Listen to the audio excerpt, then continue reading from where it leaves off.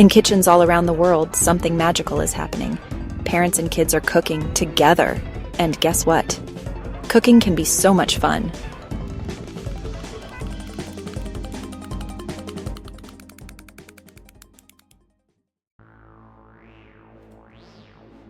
Even little hands can help in the kitchen.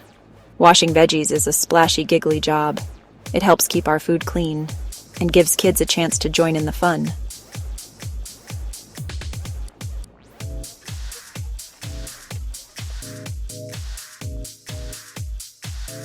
Stirring is like dancing in a bowl.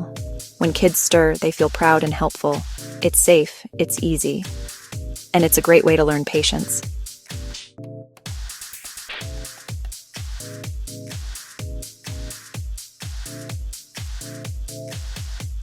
Measuring teaches us numbers, balance, and taking turns. It's like playing a game,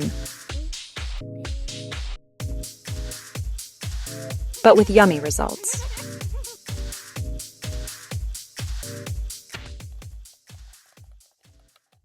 When kids help in the kitchen, they learn important things: how to be helpful, how to share, and how to make something delicious with someone they love.